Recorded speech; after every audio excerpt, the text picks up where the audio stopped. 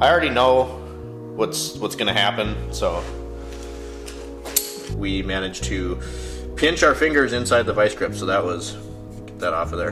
And sometimes this is why cheap Chinese parts are better than the parts that are in there. Look at that. Thing is completely shot, ready to leave the chat, so.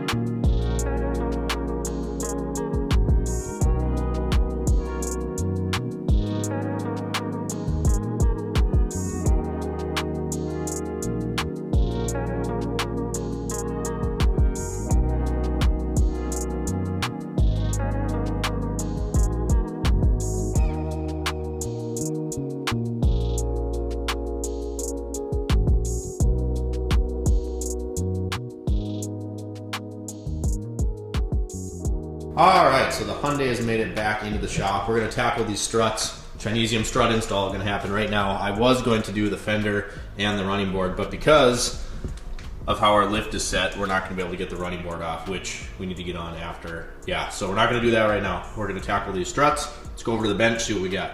In box number one here, as promised, is our Aisin timing belt water pump kit. So we'll move this out of the way. I'm a little fearful of our Amazon purchase. If you can tell, these boxes aren't exactly the same size. The part numbers kind of shake out, so I think it'll be okay. The handle, remember I said I ordered these struts and the handles, and there was a timing belt kit from this same Chinesium company. Now I'm a little irritated because it might actually be inside the box. It says that this is Taiwan, and Taiwan makes significantly better stuff than China. Right there, made in Taiwan, so maybe the timing belt would have been okay. Wouldn't risk it though. We need the struts, so cross your fingers for us that we're going to open these up, and they are the same side to side. Alright, so coming over here, I'll get a little light on the subject. Here is our worn out strut assembly. The strut mount's up top, really not good, so you can see we have a few things to disconnect. We got to get the sway bar end link out of here. Wire for the wheel speed sensor, we're going to have to take apart some stuff. There's 2 big bolts through the knuckle here. There's also going to be 3 up top, so struts aren't really that hard to do. Thankfully our Chinesium ones, which are right here on the ground, these are actually, they're okay. One cool feature on this, put my light down, one cool feature is this top hat spins on this, so it's going to make it a lot easier to line this up inside the shock tower. But like I said, thankfully they were the same. Packaging, Chinesium. I was a little nervous about that, so let's work on getting these in. That guy's probably not going to come off easy. Start by getting this off of here, and it's probably not going to help now, but I think I'm going to spray a little bit of squirrel piss in here.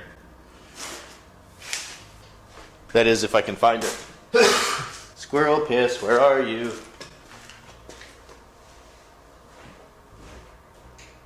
Guess we're opening a new one. Again, probably not going to help us much now. If I would have thought about this, I would have sprayed them down ahead of time.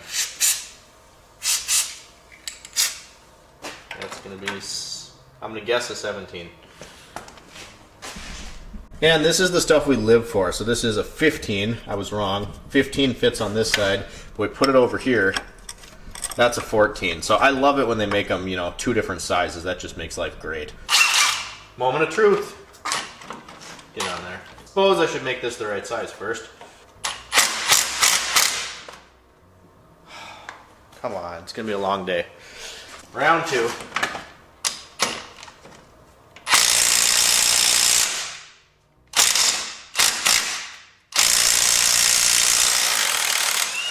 There's one. This is a complete, that's not even the right bolt. Yeah, I thought that was small. Great start. I don't know if this is going to focus right now. We'll come back and explain it, but you never want to use this and this.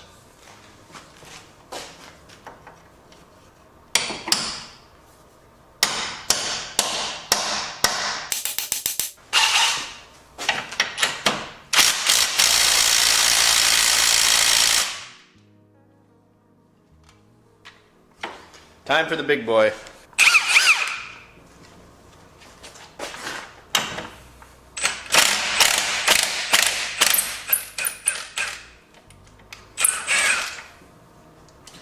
Well, it worked. We still got to get this off. I'm just going to skip right to it. I already know what's going to happen, so.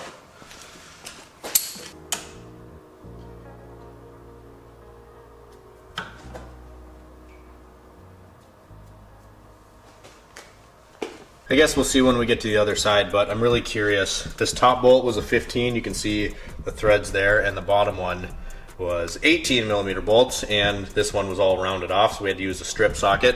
I already know this thing's gonna spin because of how rusty it is, and then we managed to pinch our fingers inside the vice grip, so that was that off of there. Awesome, right?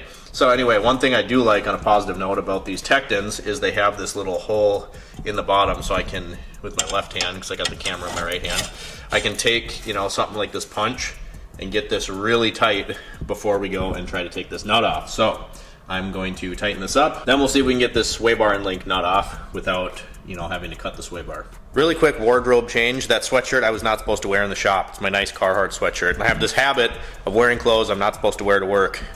So wore this old shop sweatshirt. This one, very important to me. I wonder why. But now when I cut my fingers, I don't have a problem with wiping them off. So anyway, let's get that sway bar and link off. Not an 18. It's a 17, which is somewhere. Got a 17 finally. That's shop Band-Aid.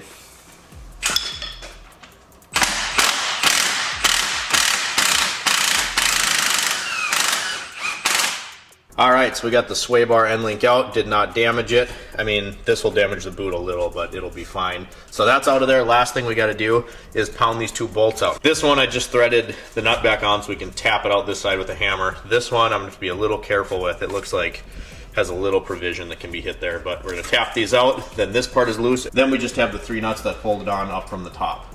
Got that top one out, and this car just keeps getting dumber and dumber. We got a paint marker here.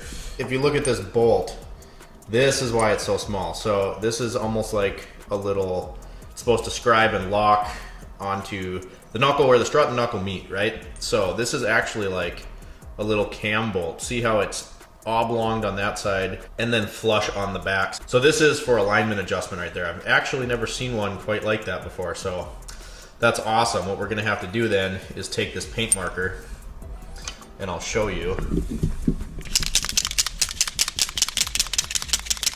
If I can get the cap off. So now we're going to take our paint marker and mark where the strut itself and the knuckle meet. We're just going to put a line right on here. So I can try to, yeah, this thing is, oh, it's gone.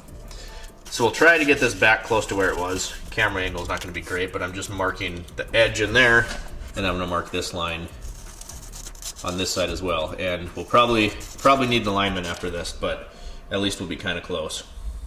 I apologize in advance, you guys. The other side we're just going to time lapse. It's kind of hard to get the camera in some of these spots. This bolt down here is very stuck, this bottom strut bolt. So what we did is we removed the tie rod end from the knuckle to do that. Then I always like to take the nut and just start it back on there so you don't lose it or put it somewhere where something else is supposed to go. Anyway, what this did is it gave us more of a straight shot in to get an extension, something to hammer on this guy. So we just took it out of the knuckle here. You take that nut off the bottom and then you just tap this a few times with your hammer. Pops right out of there. Now we have access to this, so let's get this out.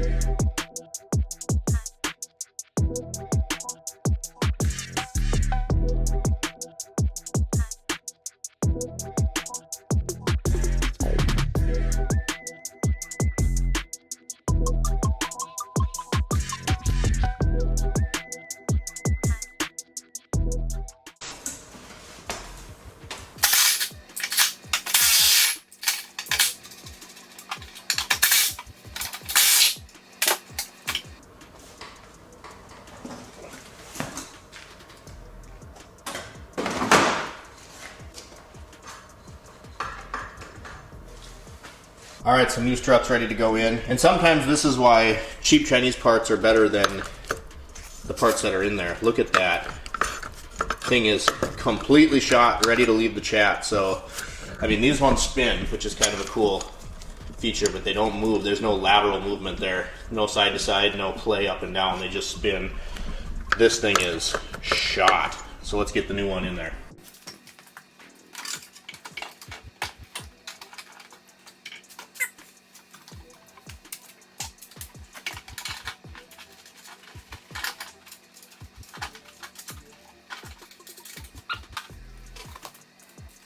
So I just realized we've made it this far in the video and I haven't shown my face once. So I've been busy today obviously doing that headlight restoration for this flip project on the Santa Fe, and then also getting these struts in. So like I said, I'm going to document all this stuff. We have a bunch of piddly stuff to do, whether it be clean it out, get that tailgate handle fixed, all that kind of stuff. So I don't know exactly how many videos we're going to get out of flipping this car. At the end, I do plan, however it goes, to just do like a walk around of everything that we did, talk about the cost, all of that stuff. That being said, I did want to show you one more thing on the struts because I thought it was really interesting and I've never seen this before. Let me get you flipped around.